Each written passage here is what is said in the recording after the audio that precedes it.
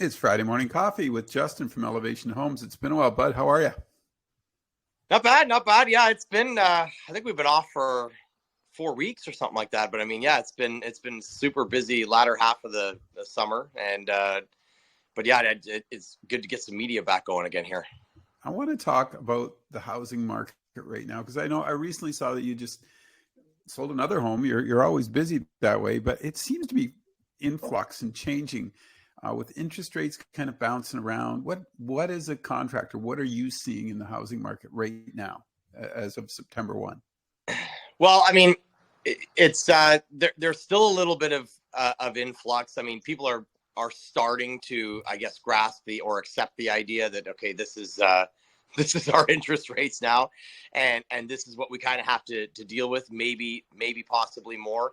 I think things are a little bit level now to a certain extent. I mean, going into the fall market for people buying.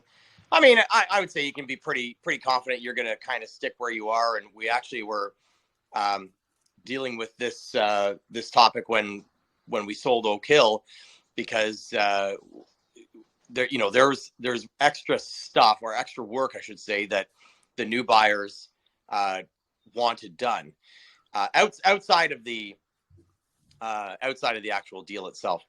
And you know, the repetitive phrase that I kept hearing, where typically, I mean, I wouldn't mind. I mean, get them in there early if they wanted to change some colors or if they wanted us to do some stuff, we could do that prior to close.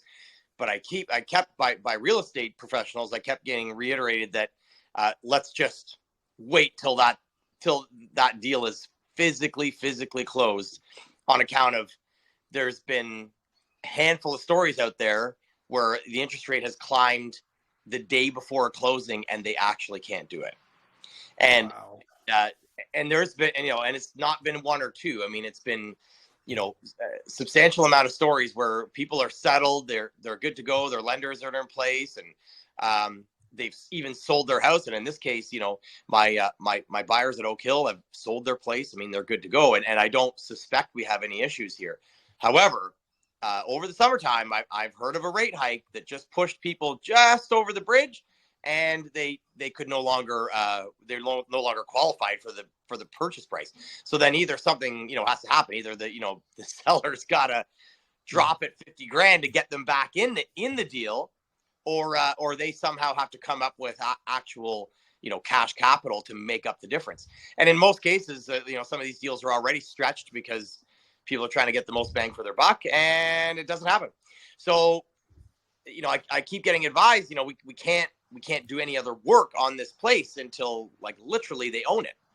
Yeah, so it's all said and done. We do a podcast with Adam Walker, Walker Mortgages, and he said right now you usually see this lull in the first couple of weeks of September as everybody gets their kids back to school.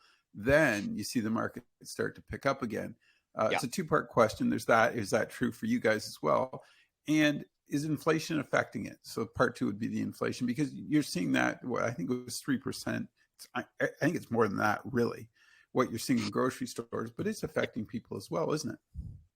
Oh no, 100%. I mean, and it doesn't. It actually it goes in housing in general, and in construction. I mean, this time of year, every year since the all 24 years that I've been doing this, um, I really plan to schedule, like, it almost, I wouldn't say it goes dead because it doesn't go dead, but the amount of leads and influx and stuff like that over this Labor Day weekend, it literally goes in half for a week and a half to 2 weeks. And then, in mid-September, once, kids are in school and everybody's back home and kind of settled in the new routine, um, well, people start opening up, MLS and things like that again and start poking around. And there's always that push to see, okay, can this happen before Christmas now? That's typically the next kind of deadline. Can we get in there before Christmas and have our Christmas in the new house? On the inflation side of things, I mean, yeah, I mean, it definitely, same thing. It puts a little bit of mental strain on some of these decisions to even move at all, um, on account of, will I be able to afford the mortgage and the groceries, or do I have to do one or the other? Can I do both?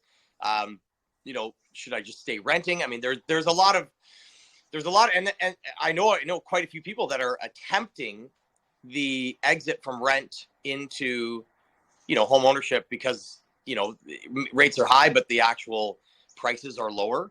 So, they're attempting that, but, pulling back in some cases because they're like, nah, they're not sure if they can actually swing it. And that little bit of fear stops a lot of purchases from actually happening. Just a quick question. When you just said something there and it kind of triggered something. Why is there not more lease to own houses?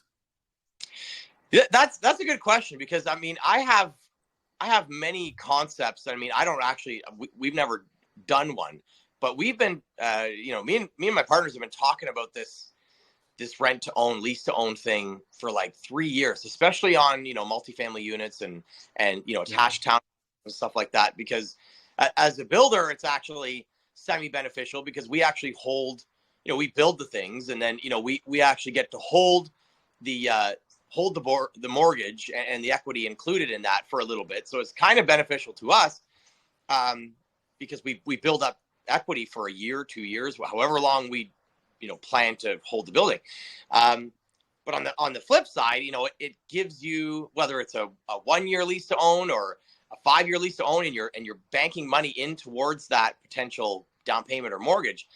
But the qualification is next to nothing in comparison to a mortgage, renting a place. Exactly. But if you got the right deal together and your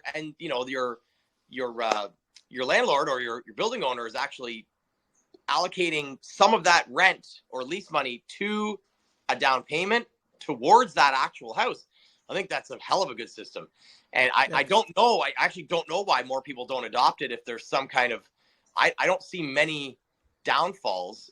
Maybe there is, I'm not aware of, but maybe it's just a capital outlay, right? Like, I mean, a lot of investors don't want that much money out there, but like you said, if you're actually integrating a down payment into it, within 2 or 3 years, they can get the mortgage. You're setting them up. Yeah. Like to me, it's like, no, I shouldn't say a no brainer because like you said, I'm sure there's complications behind the scenes. Yeah. But you're kind of like, well, if you got a house sitting on a market for 2 years, it's making you nothing. Right. Right. No. And that's exactly, so a building like, a house like Oak Hill would have been a bit difficult because it's a little too luxury-ish. Okay. Not really that necessarily that low to mid range rental type situation.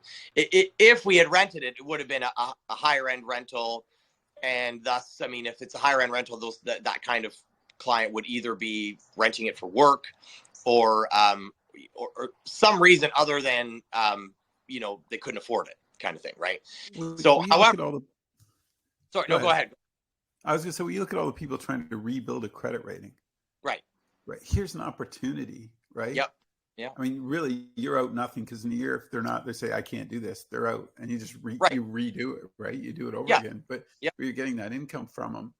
Yeah. And I just thought, well, it's a great conversation to have, and I wonder why it doesn't appeal to more. And plus, you're probably going to get what you originally wanted for the home, because they're going to go, wow, what an opportunity, right? To have a nice home. Yeah. So they're understanding where they're at too. And I mean, if you're paying $2,000 a month in rent right now for an apartment, why wouldn't you consider it? Right.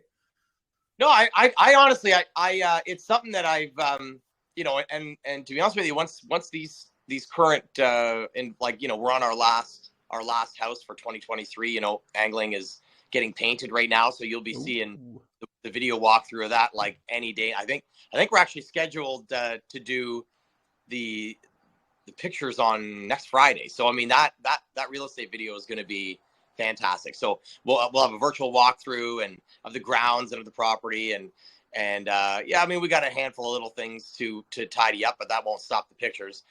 And anyways, but I'm heavily leaning towards helping out the situation with the housing market, and I don't necessarily believe anymore that not that it can be a great situation, a lucrative situation, but I don't think I'm going to do these higher end homes for the next little bit. I think I like, you know, and many other builders. I mean, I think we need to build some damn townhouses and some smaller stuff that more people can afford, because that's obviously what the major issue is here, especially in Ontario. Is like we need to get some stuff built that people can get in at a price that, you know, they're not going to go bankrupt at. That has, you know, and I'd love to do that with a little bit of design, because design doesn't always cost extra, right? I mean, a lot of people don't put the effort in to make it cool, but I feel like I could make it cool and still, you know, have a $300,000 price tag, and maybe, you know, if I can get the right lenders to do the right things, and they're okay with holding, we can, you know, do these rent to own situations. And I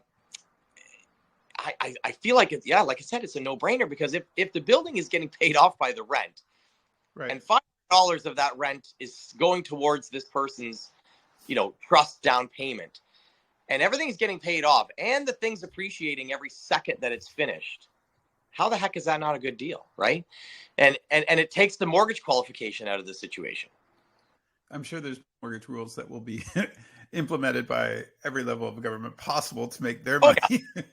But I mean, yeah, I mean, I just think I mean, when things get tough, you always look for different ways to help folks, right? Like, I mean, you're very creative that way. So here's an opportunity to maybe do it. Like you said, if you're building 10 townhouses and you put 5 of those like that, and within 2 years, they've all got mortgages. Wow. Really? You've made an extra on your return already. Right. Right. So, and there's something about being a homeowner. There's pride, right? They'll take care of it because they know it's going to be theirs.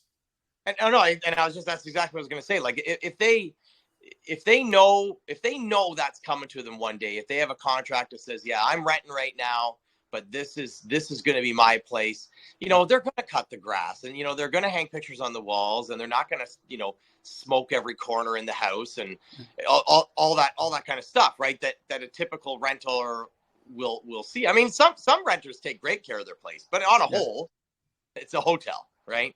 Yeah. That's a good way of looking at it, isn't it? I never thought about that.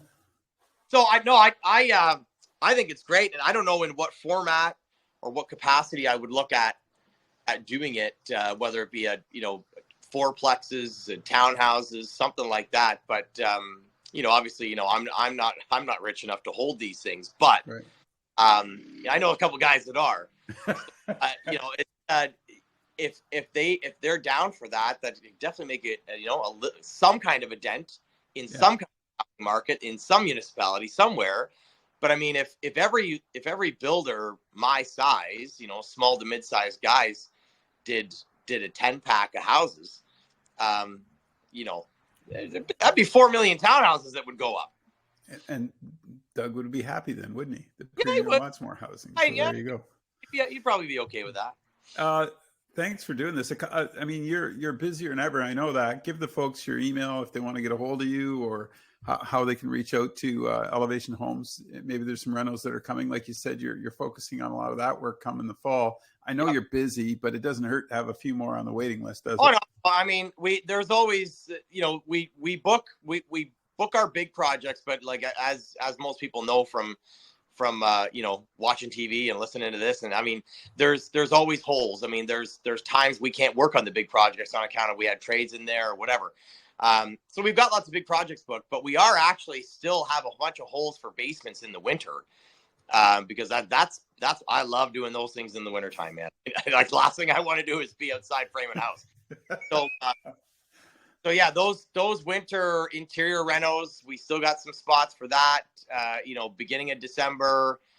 You know, we've already started some stuff booked up for March, and 2 or 3 additions for next year, and a couple houses. But yeah, I mean, even this fall, there's a little space.